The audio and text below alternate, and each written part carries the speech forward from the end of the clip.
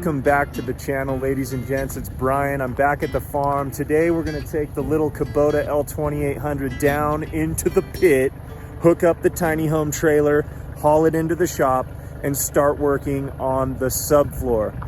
If you're new to the channel, we picked up this tiny home trailer. It's a 24-foot Iron Eagle pad trailer. It's been sitting down in the pit, out of sight, out of mind. We've been super busy with the farm, so I'm really stoked to get to work on the subfloor. We are going to document the whole journey, so be sure to subscribe to the channel and turn your post noties on. Let's hook up the trailer and haul it to the shop.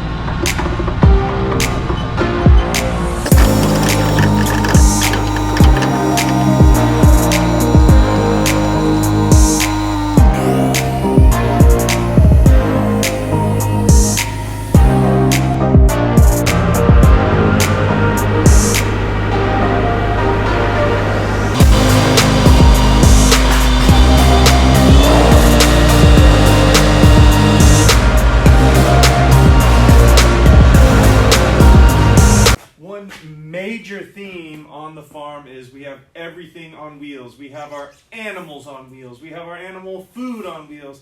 We've got our tools on wheels. We even have a sink on wheels. To process veggies, you never know where you're going to want to process them, man. It's tough too, it's rugged. Just cruising with my sink, yo.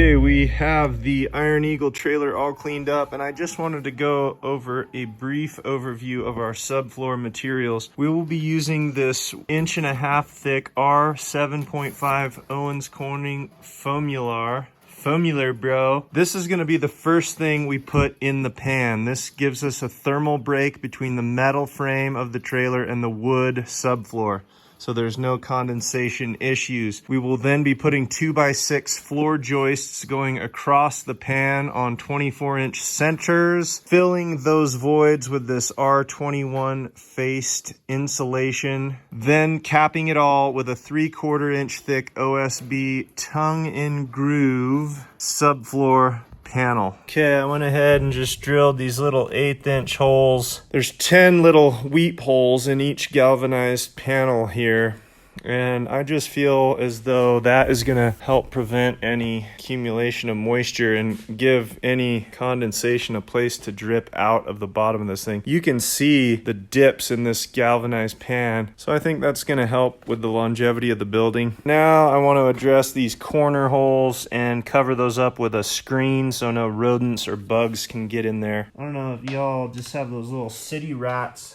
or city mice that just focus on pepperoni pizzas, but out here, dude, these rodents do not mess around. You look out and they're hauling off your wood splitter. They don't care about pepperoni pizzas out here in the country. They're serious, and these gaps are not cutting it. Welcome to Brian's experimental show, where we absolutely have no idea what we're doing. Whew. Talk about ghetto.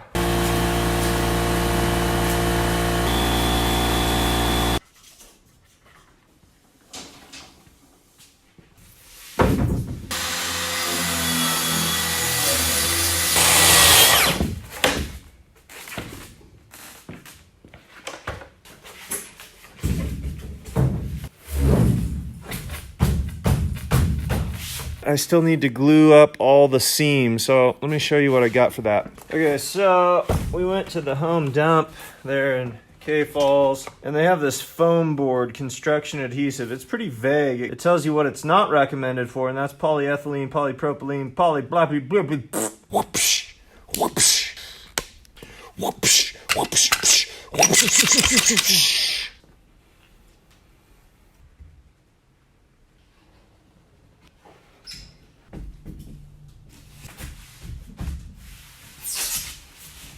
Let's do it. So we gotta make sure that corner's in snug and push.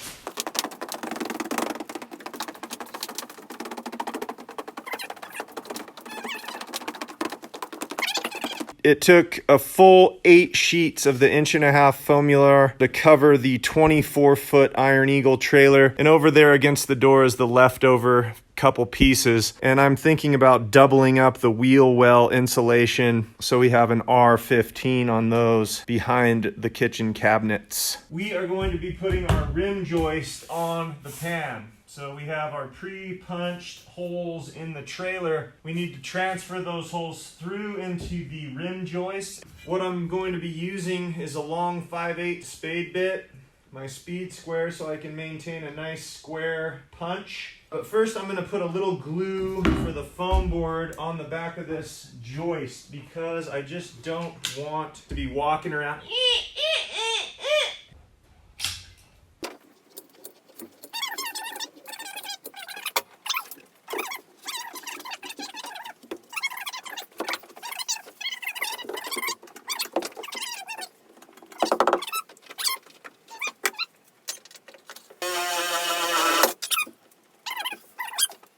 Okay, let's see how we did here.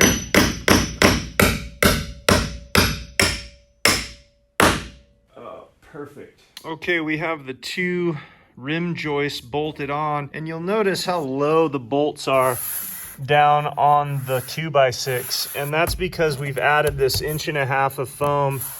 And I wondered if it were an option to have the bolts higher up on the frame if you were to talk to Iron Eagle and have them raise these bolts, but really you don't have much space between this other tube steel and the one that the holes are punched through. So any thicker foam, if you went with like a 2-inch foam, you may have to consider tapping some new screws from this side, some self-tappers or something that would screw into that trailer frame. But how it is with the 1.5" foam, it still gets enough of that board to really make a secure connection here. One other note is you want to pull your layout from the inside of where your wall is going to start. If you were to pull it from the edge of the board, that would throw you off by quite a bit. And then your subfloor paneling wouldn't quite line up when you butt the panel to the wall over here, if that makes sense. Another thing you want to do before you seal everything up is figure out your plumbing inlets and outlets. We've kind of penciled in the toilet that's going to go in. The corner sink is over here. The shower pan, we've kind of decided where that's going to go.